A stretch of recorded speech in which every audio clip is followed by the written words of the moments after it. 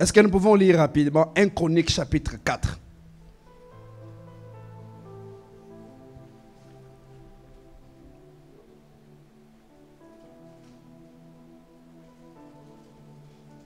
« 1 Chronique chapitre 4.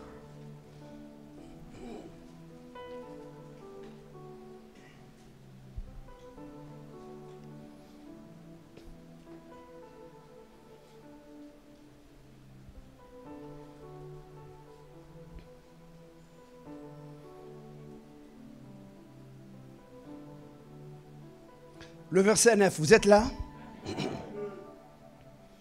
Nous allons lire tous ensemble. Nous allons faire cet exercice de lire ensemble. Nous allons lire le verset 9 et le verset 10. Nous lisons ensemble. 1, 2, 3, nous lisons. Jabé était plus considéré que ses frères. Sa mère lui donna le nom de Jabé en disant, c'est parce que je l'ai enfanté avec douleur. Quelqu'un dit douleur. Verset 10. Jabé invoqua le Dieu d'Israël en disant, si tu me bénis et que tu étendes mes limites, et si tu me préserves du malheur, en sorte que je ne sois pas dans la souffrance. Et Dieu accorda ce qu'il avait demandé. Alléluia. Nous pouvons nous mettre dans sa présence. Assis-toi dans la gloire de Dieu. Assis-toi dans la gloire de Dieu. Je disais que tu te mets, tu t'assois dans la gloire de Dieu. Gloire à Dieu. Merci, merci. C'est bon. Je mérite que tu te concentres aussi à écouter la parole de ce matin. Gloire à Dieu. Je te libère. Je te libère. Alors, c'est un dimanche spécial de la rentrée. Et c'est un dimanche où nous allons prier également pour les familles et les écoliers. Mais nous allons partager la parole de Dieu ce matin. Je parle ce matin sur briser les liens de limitation. Briser les liens de limitation. Vous voyez dans la Bible elle est complète au fait. La Bible parle de tout. Toutes les questions de l'homme ont des réponses dans la parole de Dieu. Toutes les questions de l'homme ont leur réponse dans la parole de Dieu. C'est pourquoi il est important de lire la parole de Dieu. C'est pourquoi il est important non seulement de lire la parole de Dieu, mais d'étudier également la parole de Dieu. Il faut se mettre à étudier la parole de Dieu. La Bible dit Jabé. La Bible ne nous parle pas du nom de sa mère. La Bible dit seulement que Jabé était plus considéré que ses frères. On dit sa mère lui donna le nom de Jabé. On ne dit pas le nom de sa mère. On commence par introduire les fils sans parler de sa mère. C'est parce qu'il y a un problème qui se passe. La maman de Jabé a mis Jabé au monde pendant qu'elle traversait des moments de douleur, la Bible dit. Les moments de difficulté. Les moments difficiles. Jabé est né pendant cette période-là.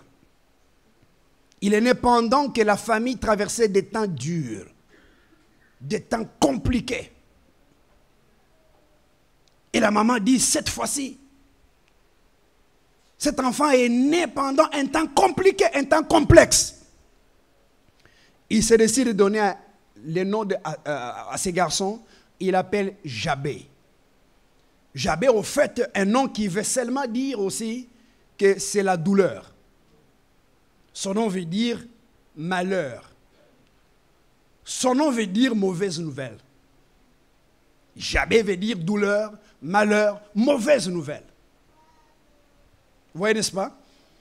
Et la Bible dit que Jabé grandissait, il croissait normalement, comme tout enfant, jusqu'à l'âge de la conscience. Parce qu'il y a une prise de conscience qui arrive à un certain âge. Alors quand la prise de conscience est venue, Jabez a commencé à analyser sa vie. Regarde à gauche, regarde à droite, regarde les gens avec qui, les gens de sa génération. Il voit la vitesse d'avancée de certaines personnes. Enfin, comment les gens ont évolué. Parce que vous savez, grandir ensemble n'est pas synonyme d'évoluer ensemble. Être né dans la même famille n'est pas synonyme d'évoluer tous ensemble. C'est pourquoi il est important que chacun apprenne à prendre, à passer aux commandes de sa destinée. Et le plus tôt le mieux. Le plus tôt le mieux. Chacun doit apprendre à passer aux commandes de la destinée, de sa destinée. Dans la Bible, il y a certaines personnes que nous avons vues qui sont passées aux commandes de leur destinée dès l'âge de 12 ans. Dès l'âge de 12 ans, on rencontre Jésus qui était déjà dans le temple, en train de parler, de discuter, faire des grands débats de la destinée avec des grands docteurs de la loi. Et là même, c'est là qu'il dit que je dois faire la volonté de mon Père. Donc c'est là-bas, il passait déjà aux commandes de sa destinée. Dès l'âge de 12 ans. L'âge de 12 ans. La Bible nous parle également de jeunes gens comme Joseph qui à 17 ans déjà recevait la visitation divine. Dieu pouvait descendre, aller parler à un jeune homme qui s'appelait Joseph. Et Dieu lui parlait personnellement, sans passer par un prophète, sans passer même pas par ses parents. Dieu descendait dans la maison de Jacob et entrait dans la chambre de Joseph. Est-ce que quelqu'un comprend? J'ai dit, Dieu descendait dans la maison de Jacob, mais entrait dans la chambre de Joseph. Il lui parlait là. Il communiait avec lui là. Il annonçait à Joseph des grandes choses à venir. Il parlait à Joseph, il lui disait, tu seras grand. Tu seras grand. Tu seras grand plus que ton père. C'est pourquoi il est important. Nous avons les enfants qui rentrent à l'école, qui sont déjà rentrés à l'école. Dans ces dimanches de la rentrée, il est important que nous puissions parler de ces choses. Dieu disait à Joseph, t'en fais pas. Les gens que tu vois ici, ils vont tous se prosterner devant toi. Joseph pouvait dormir, il voit les soleils, la lune, les étoiles se courber. Les gerbes se courber. Pour dire, les éléments célestes et les éléments terrestres, ils vont tous se courber devant toi. Et certainement, l'histoire nous renseigne, l'histoire biblique nous renseigne que cela fut ainsi. Parce que ce que Dieu annonce finit toujours par arriver. Parce que ce que Dieu prédit finit toujours par s'accomplir. Toujours. Toujours. Amen. C'est ainsi que Jabez est là. Il prend la conscience. À l'âge de la conscience, il prend conscience. Jabez prend conscience de sa vie. Quand il prend conscience, il regarde à gauche, il regarde à droite. Il dit, je ne suis pas épanoui. C'est parce qu'il y a quelque chose. Je ne suis pas épanoui, il y a quelque chose. Je crois comprendre qu'il a vu la vie des autres personnes autour de lui. Et ses contemporains, des amis, des cousins. Il regarde et il dit non. Quelque chose ne marche pas. Sa vie était bloquée. La vie de Jabez ne pouvait pas s'épanouir. Il était bloqué. Et nous savons tous que personne ne connaît comment il était né. À moins que les parents puissent le lui dire. Parce que quand on est né, on n'a pas la conscience, on est bébé. À moins que tu aies entendu l'histoire, mais qui doit provenir certainement des parents. Alors, Jabez se met à comprendre qu'est-ce qui se passe dans sa famille. Pourquoi est-ce que ma vie et ma destinée est bloquée? Il découvre par les récits de sa mère que tu sais, Jabez, ton nom veut dire malheur. Ton nom veut dire douleur parce que j'étais enfanté dans la douleur. Il commence à recevoir un peu de la lumière. Parce qu'il comprend que rien ne marche autour de moi. Vous savez, quand on arrive à l'âge de la conscience, la première chose à évaluer, c'est de savoir si ma destinée est sur les rails ou pas. Est-ce que je suis sur les rails de mes rêves? Est-ce que je suis dans le temps avec ma destinée?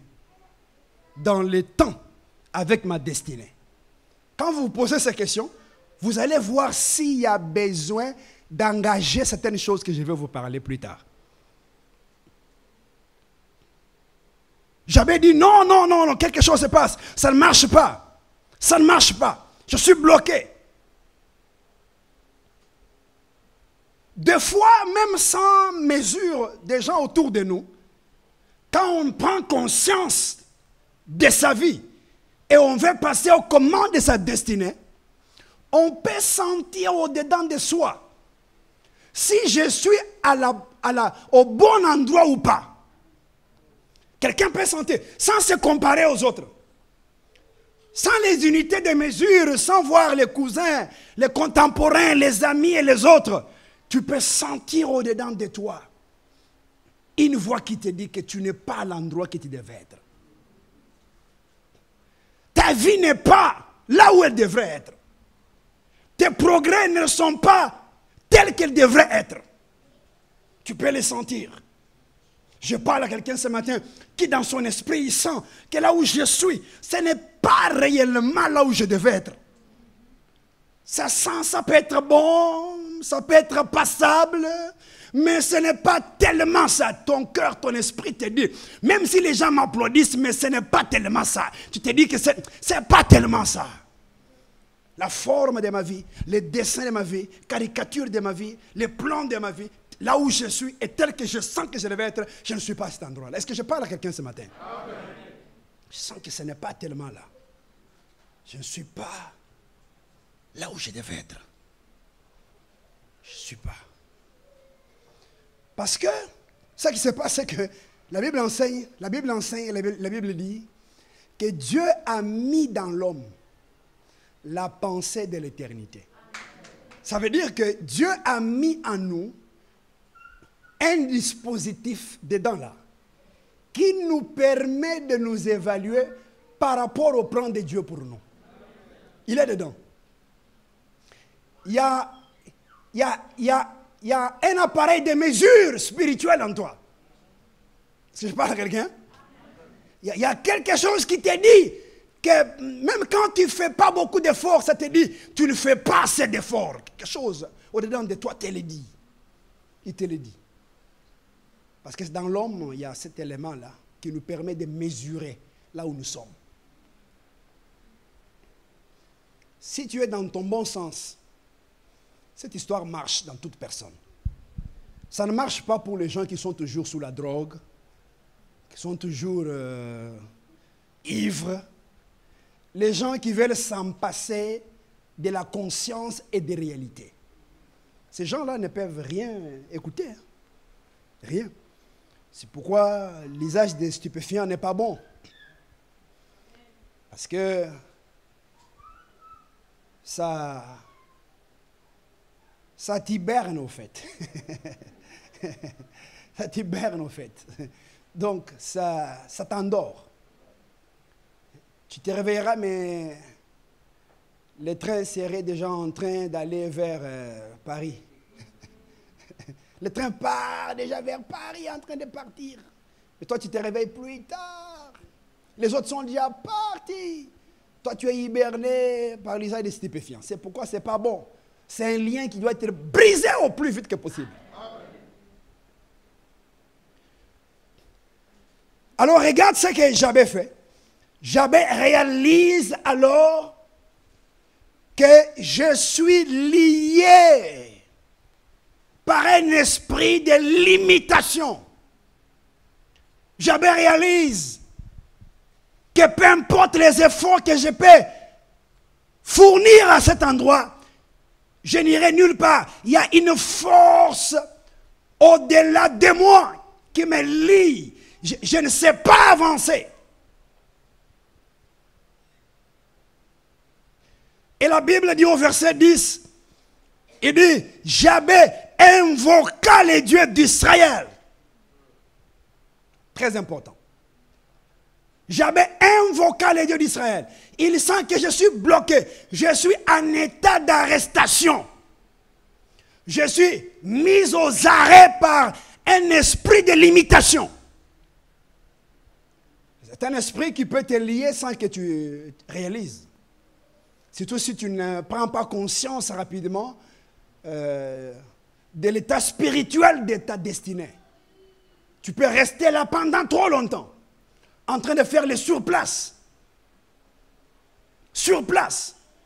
L'esprit de limitation, quand les liens de limitation, quand c'est en action, tu peux rester distrait pendant longtemps.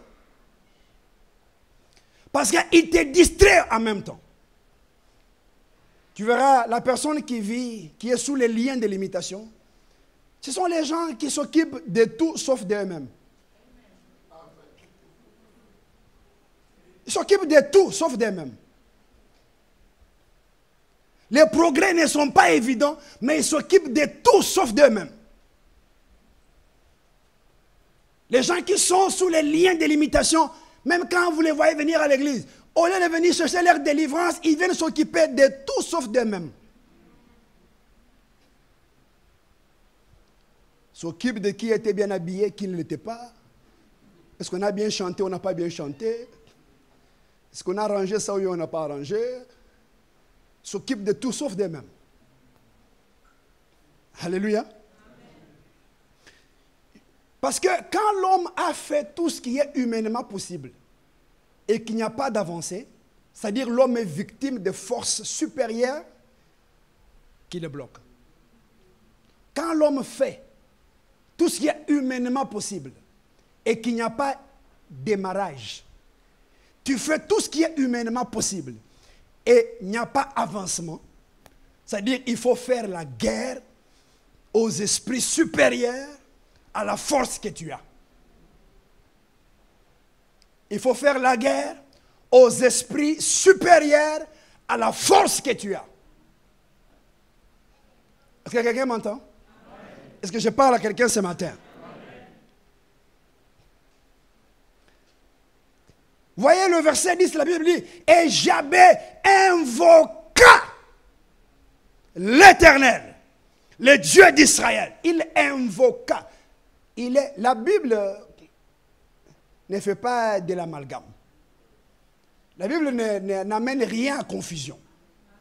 Quand la Bible dit pria, Abraham pria, Moïse pria, David pria. Mais ici, on ne parle pas de prier. Il dit invoqua.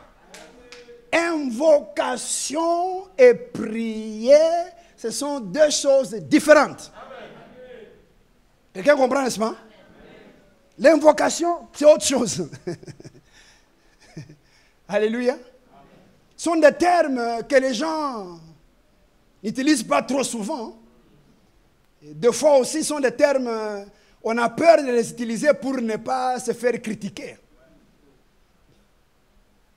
Parce qu'il y a des gens qui nous suivent de près. C'est nous autres ici, quand on parle, les gens analysent tout ce qu'on dit. Vous avez vu? Quand il parlait, il bougeait toujours sa main sa main était toujours dans les poches en train de vibrer. Et quand il vibre, les gens commencent à tomber. Vous voyez? Des choses comme ça. Au lieu de dire, de prier, lui dit invoquer. Il invoque quoi? Surtout quand il disait invoquer là, ses doigts faisaient comme ça. Vous voyez les histoires là des doigts, n'est-ce pas? Quand il dit invoquer,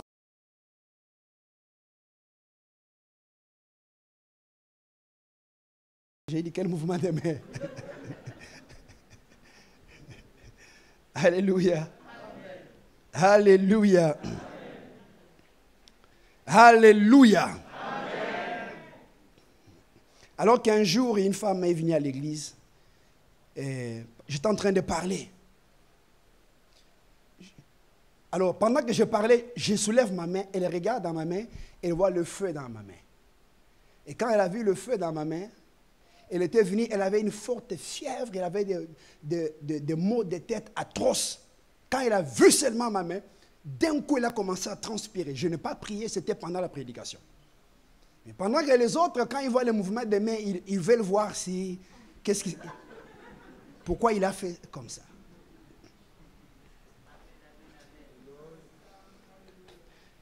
J'avais invoqué les dieux d'Israël. Parce qu'en fait, le terme invocation ne parle pas seulement de la prière. C'est un terme qui est au-delà de la prière. C'est un terme qui parle d'une autre dimension d'appel. Au fait, c'est un terme qui insinue que la personne fait appel à un esprit supérieur. Ça, l'invocation.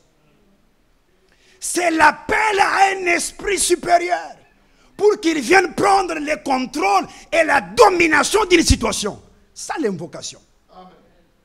L'appel à un esprit supérieur pour qu'il vienne prendre contrôle d'une situation, d'un cas donné. C'est ça l'invocation.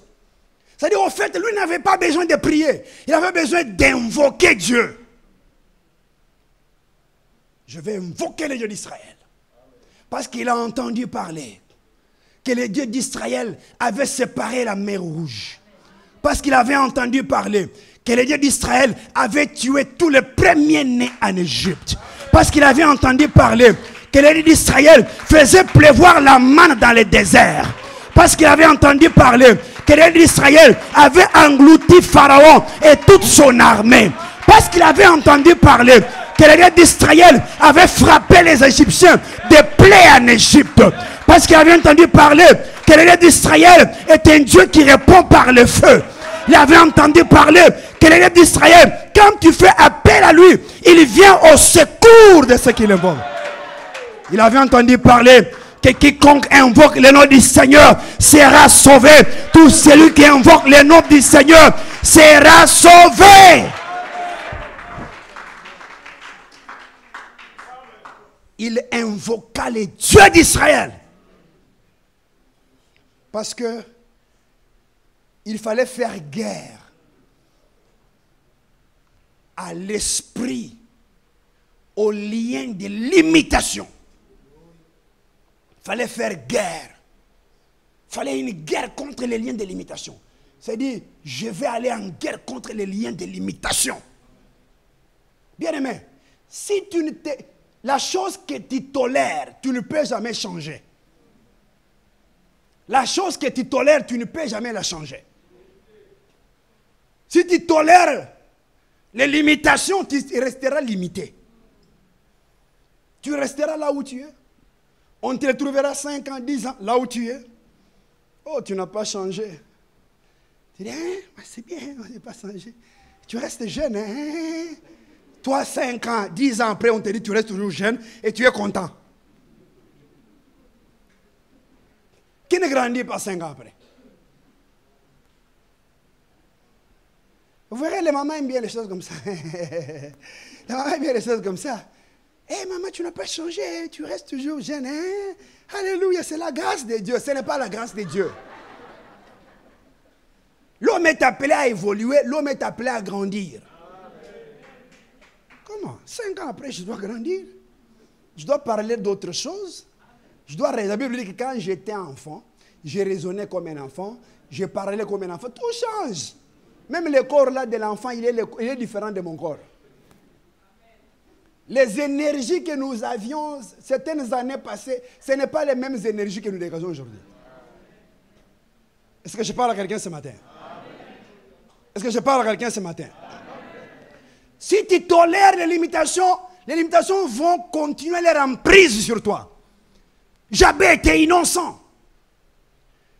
Jabez était innocent du fait qu'il était né de sa mère, qui était dans la douleur, et l'esprit de limitation est entré, avait eu la porte ouverte au travers de la vie de la mère de Jabez. Il était innocent. Mais lui devrait se décider sur sa destinée. Même si tu es innocent, même si tu n'as rien fait pour être dans la condition dans laquelle tu es aujourd'hui. Il y a des gens qui disent, mais qu'est-ce que moi j'ai fait? Pourquoi seulement moi? Non, ça ne va rien changer. Ça ne va rien changer. Pourquoi seulement moi? Pourquoi pas les autres? Mais les autres, leur vie marche. Mais pourquoi c'est seulement moi qu'on insulte? Pourquoi c'est seulement moi qu'on attaque? Pourquoi c'est seulement... Mais Joseph pouvait dire la même chose. Si Joseph s'était mis à pleurnicher, à se plaindre, il ne serait pas premier ministre en Égypte. Il ne serait pas premier ministre. Joseph savait que je suis attaqué parce que ma destinée elle est glorieuse. Même Jabez, il a senti en lui que je peux dégager plus que ça. Je peux devenir plus meilleur que je le suis aujourd'hui. Mais quelque chose me bloque, quelque chose me limite. Si la chose est libérée, je peux avancer. Écoutez. Quand les forces supérieures à ta force sont neutralisées, l'homme devient libre de courir dans sa destinée. C'est ça que les gens ne comprennent pas, pourquoi nous prêchons la délivrance. Pourquoi nous prêchons le brisement des liens. Pourquoi nous prêchons l'abolissement des puissances de limitation. C'est ça la raison. Quand les forces supérieures à ta force sont neutralisées, l'homme devient libre de courir, d'avancer, d'accélérer dans sa destinée.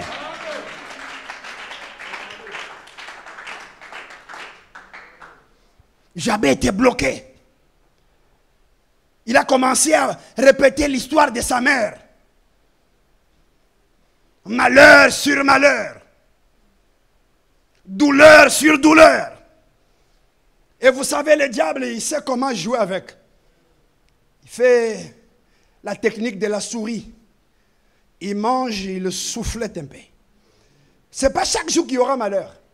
Certains jours, il te laissera quand même célébrer ton anniversaire.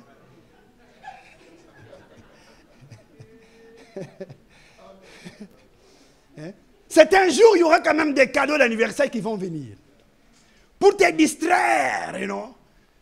Te faire voir qu'il y a aussi des bons jours. Il y a aussi des bons jours. Les cadeaux d'anniversaire, les appels d'anniversaire. Tu pars sur Facebook, tu trouves 100 messages. 100 messages des gens qui te disent combien ils t'aiment tout en t'insultant pendant qu'ils écrivaient. Hypocrite, hypocrite, hypocrite. Que Dieu punisse tous les hypocrites. Parce que vous savez, au fait, laisse-moi ouvrir une parenthèse, je vais fermer rapidement. Vous savez, quand je viens ici, j'ai toujours beaucoup de choses à vous raconter. Surtout comme ça fait longtemps que je vous ai vu. Vous savez, Dieu a 3 groupes de personnes qu'il n'aime pas. Car Dieu a tant aimé le monde.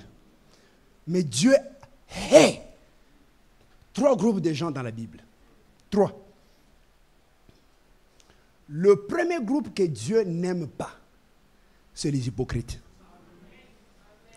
Jésus lui-même dit, malheur à vous, hypocrites, scribes et pharisiens. Malheur à vous, hypocrites, scribes et pharisiens. C'est répété, répété. Jésus a dit ça de manière répétée, répétée, répétée. Il ne dit même pas que je vous ai dit malheur à vous.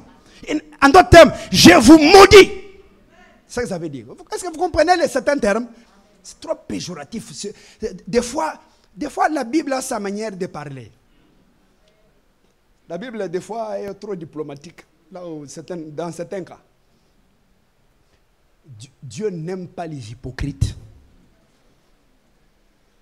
Deuxième groupe que Dieu n'aime pas. Il n'aime pas les gens qui n'ont pas de foi.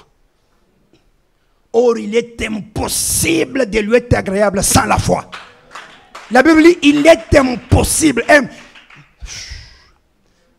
Tu n'as pas la foi, Dieu n'a même pas besoin de toi.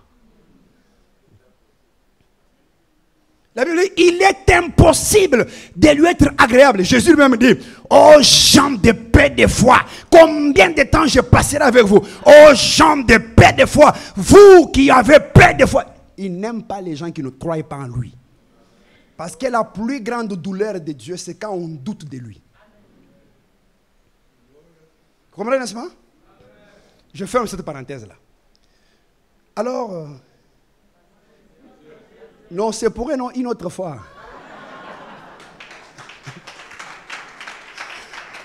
Ah, vous pensez que j'avais oublié? Non, je savais. Je savais. Je savais. Alléluia. C'est pour que le pasteur Timothée m'invite encore. Pour que je...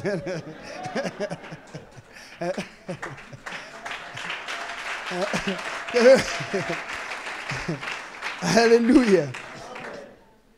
Parce que s'il m'invite pour parler de ça, maintenant je vais vous dire pourquoi Dieu hait ces trois catégories. Pas seulement vous donner catégorie, mais pour vous dire pourquoi il hait ces gens. Alors, Jabé, regarde, Jabé invoque Dieu. Donc Dieu peut être invoqué. On peut prier à Dieu. On peut invoquer Dieu. On peut prier à Dieu. On peut invoquer Dieu. Quand on invoque Dieu, c'est ça la dimension de la descente de Dieu pour la délivrance. Jabé comprenait que je suis bloqué. Je suis enchaîné. J'ai besoin de la délivrance. Voilà. La résolution d'invoquer Dieu, c'est la recherche de la délivrance que Jabé avait besoin. Cela veut dire que les gens qui souhaitent voir un lendemain glorieux, une vie glorieuse, une destinée glorieuse, doivent rechercher leur délivrance. Jabé l'a fait. Il dit, et Jabé invoqua. C'est la recherche de la délivrance. Vous savez, la Bible peut parler d'un mot à un autre, mais au milieu, il y a tout un processus. D'un mot à mot, mais au-dessus, un processus. Il est invoqua. Comment il le fait? Il est invoqua. Et quand il a invoqué, il a commencé à lui dire des choses. Il dit, si tu descends pour me délivrer, je veux que tu me bénisses. Si tu descends pour me délivrer, je veux que tu puisses étendre mes limites. Si tu descends pour me délivrer, je veux que ta main soit avec moi. Je veux que si tu descends pour me délivrer, que tu me préserves après m'avoir béni, après avoir étendu mes limites, après que ta main soit sur moi, préserve-moi que le malheur ne me visite plus jamais encore. Je prophétise que le malheur ne te visitera plus jamais. Après ta délivrance ce matin, le malheur ne te visitera plus jamais. Crie plus fort, amen. Il dit, il fait 4 requêtes à Dieu dans son invocation. Il fait quoi? 4 requêtes à Dieu dans son invocation. Première requête, bénis-moi. Deuxième requête, étends mes limites. Vous voyez? Les liens de limitation étaient réels. Il les a même articulés dans sa prière. Il dit, étends mes limites. Je suis resserré, je suis comprimé. Étends mes limites. Les liens, je suis lié dans les liens de limitation. Étends mes limites. Tu peux aller très loin. si les liens de limitation sont brisés. Tu peux monter très haut si les liens de limitation sont brisés. Tu peux aller très loin, très très loin si les liens de limitation sont brisés. Et cela sera brisé ce matin. J'ai dit seront brisés ce matin. Les limitations seront brisées ce matin. Je dis toute limitation sera brisée ce matin. Mais comment il le fait? Il fait l'invocation. Parce qu'il ne veut plus répéter l'histoire de sa mère. Il ne veut plus vivre une vie de douleur, une vie de limitation, une vie sans preuve de bénédiction. Sans preuve de bénédiction. Parce que vous savez, la bénédiction, elle est à la fois spirituelle, mais elle devient aussi matérielle. La bénédiction de l'Éternel enrichit. La bénédiction de l'Éternel enrichit. Enrichit. Alors Jabez consacre sa vie au Dieu d'Israël. Nous voyons ici, il invoque Dieu et il consacre sa vie au Dieu d'Israël. Il invoque et consacre sa vie au Dieu d'Israël. C'est ça la démarche. Nous devons invoquer Dieu et nous devons consacrer nos vies au Dieu d'Israël. Il faut consacrer ta vie au Seigneur. Il y a des gens qui viennent à l'église mais qui n'ont pas ce sens de consécration à Dieu. Nous recherchons que les limites soient brisées, que nous puissions atteindre nos destinées. Mais il faut te consacrer aussi au Seigneur. Tu viens pour qu'on prie pour toi. Quand on va prier pour toi aujourd'hui, mais quelle est ta part demain? Ta part, tu dois te consacrer à Dieu. Tu dois vivre une vie consacrée à Dieu. Une vie de consécration au Seigneur. Pas les chrétiens qu'on doit aller suivre à la maison pour venir à l'église. Les chrétiens qu'on doit aller supplier pour qu'ils viennent à l'église. Les chrétiens à qui on doit envoyer des messages pour leur rappeler qu'il y a culte le matin. Parce que les chrétiens à qui on doit appeler parce que le mercredi est un jour de culte. Non, tu dois être consacré à Dieu. Moi, j'ai comme l'impression que les gens ne s'aiment pas eux-mêmes. J'ai comme l'impression qu'il y a des gens qui ne s'aiment, carrément ils ne s'aiment pas eux-mêmes.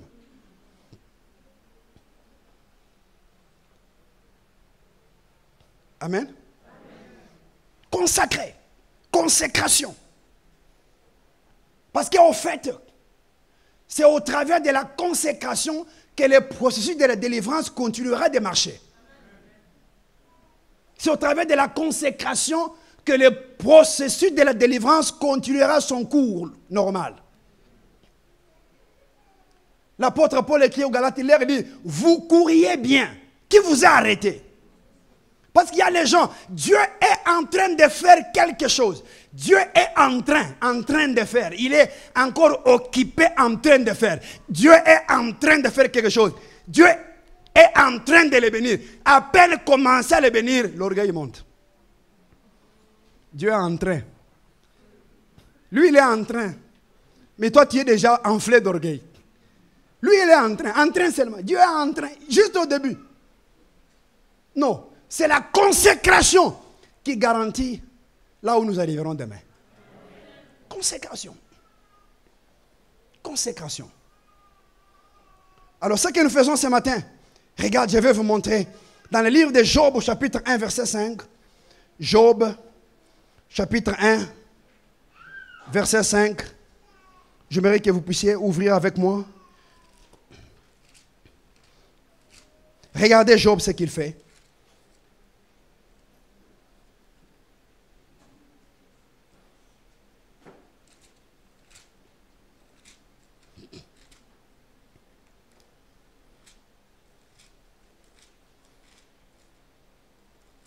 Job chapitre 1er, verset 5, la Bible dit,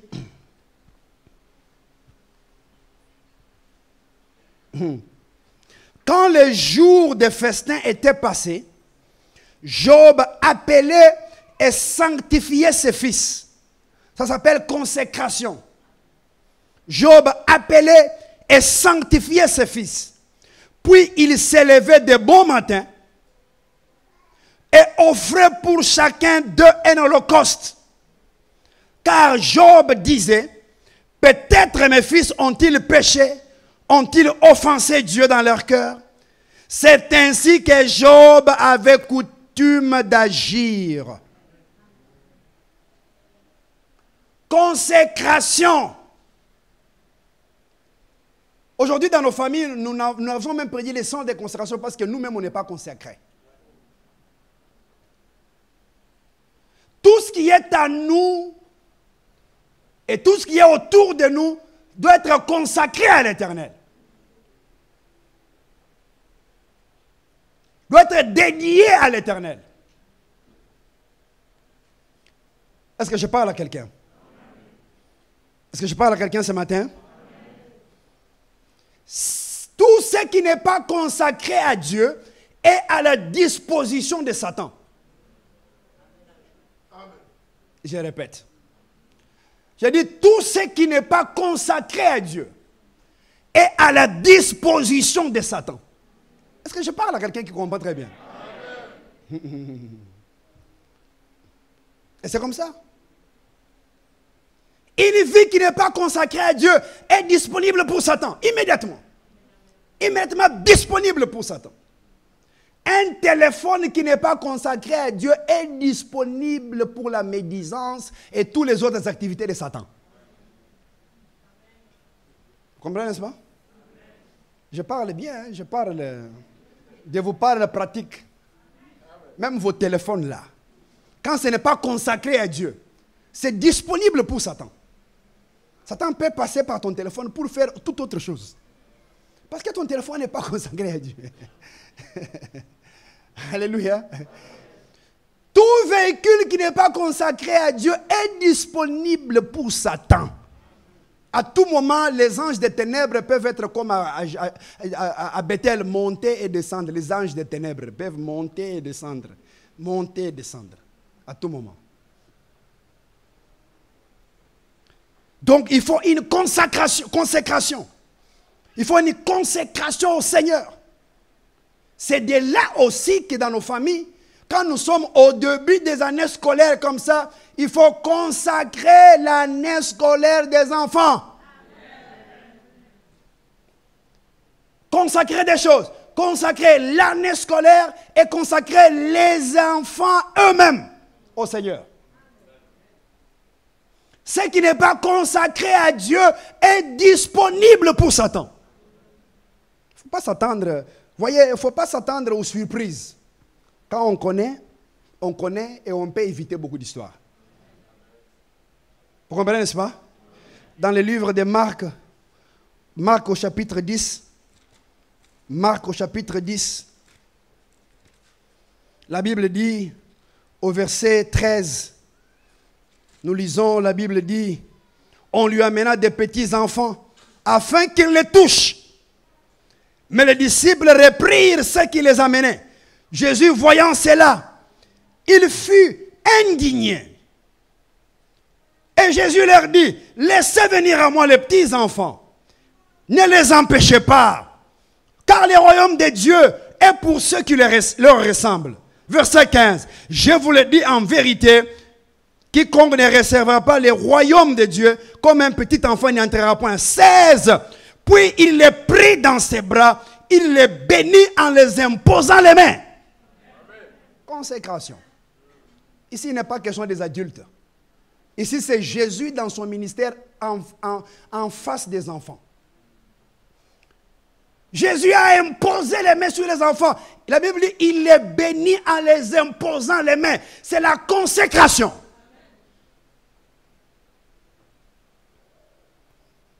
Quelqu'un veut dire, oh non, est-ce que vous avez déjà vu où dans la Bible, là où on a prié pour les élèves? Les enfants, là, étaient aussi des élèves, vous ne savez pas?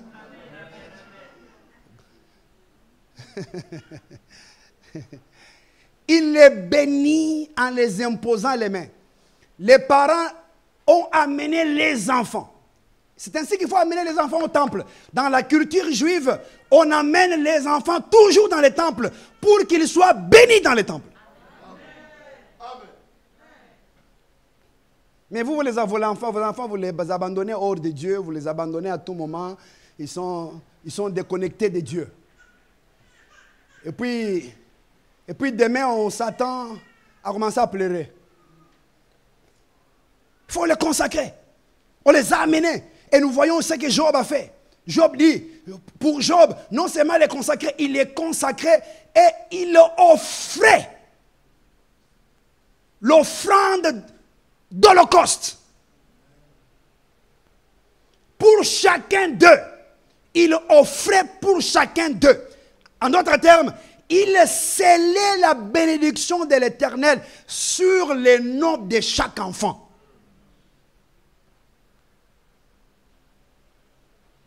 Est-ce que je parle à quelqu'un ce matin? Est-ce que je parle à quelqu'un ce matin? Pourquoi il faut le faire? Parce que chaque enfant a une destinée particulière. Job le faisait pour chaque enfant. Il scellait la bénédiction de l'Éternel sur la vie de chaque enfant. Ruben n'a pas la destinée de Siméon. Siméon n'a pas la destinée de Lévi. Lévi n'a pas la destinée de Judas. Judas n'a pas la destinée de Joseph. Est-ce que je parle à quelqu'un? Chaque enfant a sa destinée. Chaque enfant a son comportement.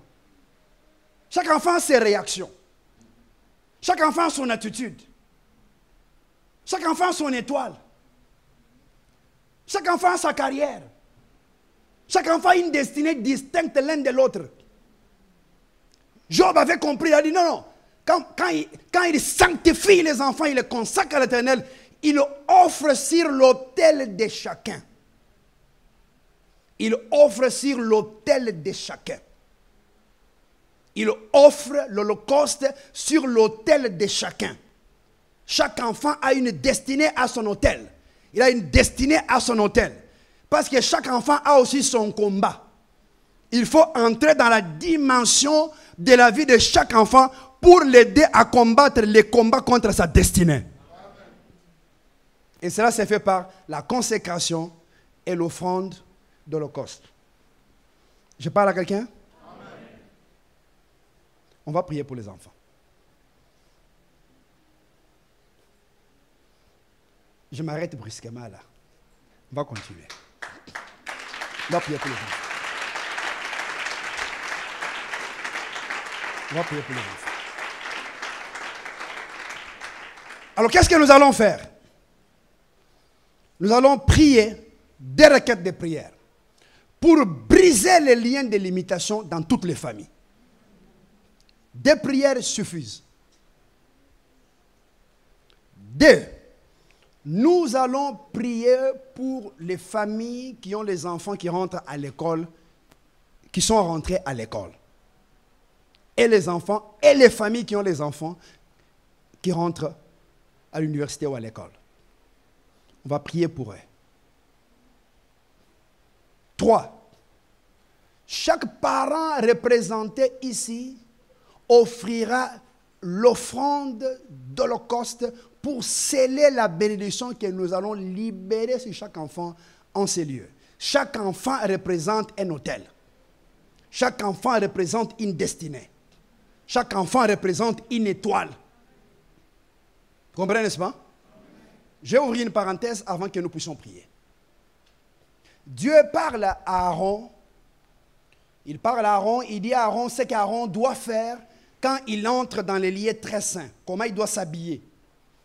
Il dit à Aaron, tu feras une robe qui sera comme ça, comme ça. Tu mettras sur ta tête les diadèmes, on va écrire Sainteté à l'Éternel. Tu porteras sur ta poitrine le pectoral. Dieu dit à Aaron, tu porteras ici, sur ta poitrine, il y aura des pierres. Il y aura les pierres qui seront à gauche et à droite, qui sont sur les faudes. Il y aura 6 pierres ici et 6 pierres là-bas. Il dit, les 12 pierres au total, ce qu'on appelle l'Urim et le Thummim, les 12 pierres qui seront sur ta poitrine, seront les pierres qui vont chacun avoir ou représenter le nom de chaque tribu d'Israël sur la poitrine. Qu'est-ce que cela veut dire? De telle sorte que chaque jour que tu entres dans les lieux très saints, et que tu te présentes devant l'Éternel, tu n'es pas venu seul. Que tu viennes portant sur ton cœur les 12 tribus d'Israël. Quelqu'un comprend, n'est-ce pas? Donc, à chaque fois que tu viens devant l'Éternel, peut-être les enfants sont ici ou ils ne sont pas là. Peut-être certains sont ici ou certains sont dans un autre pays. Mais quand toi tu viens devant l'Éternel, porte toujours dans ton cœur les noms de chacun de tes enfants et tu les présentes dans les lieux très saints devant l'Éternel. Afin que les dieux qui te visitent dans les lieux très saints, qu'ils puissent également visiter les noms de tes enfants. Nous allons nous tenir debout pour prier.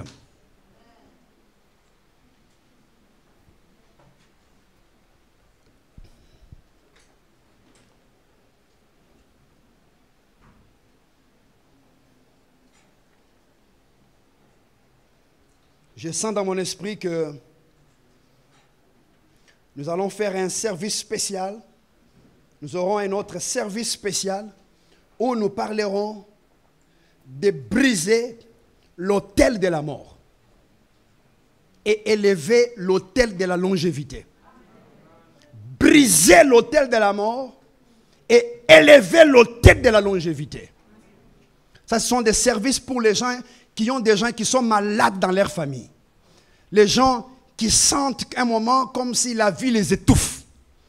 Les gens qui sentent des menaces de mort autour d'eux. Les gens qui ont peur de temps en temps. Les gens qui expérimentent des situations complexes qui peuvent amener à la mort. Tous ces gens-là, nous allons nous rencontrer pour un service spécial, briser l'autel de la mort et élever l'autel de la longévité. Briser l'autel de la mort. Vous savez, les Égyptiens n'ont pas compris, ils ont vu seulement les gens commencer à mourir. Tous les premiers-nés commençaient à mourir. C'était l'ange de la mort qui est passé. Et les gens sont en train de mourir. Comme vous pouvez le voir maintenant, les gens sont en train de mourir en masse. Il est temps que nous puissions aller directement dans la spiritualité pour briser l'autel de l'esprit des morts. Arrêter, les détruire et élever l'autel de l'esprit de vie et de la longévité. Est-ce que quelqu'un m'entend? Ces services, nous allons les faire les dimanches prochains. Je veux que chacun amène une bouteille d'huile. Bouteille d'huile. N'est-ce pas? Une petite bouteille d'huile. Vous amenez une bouteille d'huile. Ça peut être une grande, hein, si tu as une grande famille. Mais une petite bouteille d'huile. Et si tu as des gens dans ta famille que tu veux porter sur ton cœur, tu amènes leurs photos. Tu peux amener leurs photos dans les téléphones, tu peux avoir les photos imprimées également, mais je mets les photos imprimées. Nous allons prier pour les gens, ceux qui sont loin ou près. On va prier pour eux. Amène une bouteille d'huile. On va élever l'autel de la longévité dans vos familles. On va passer à la destruction des autels des morts.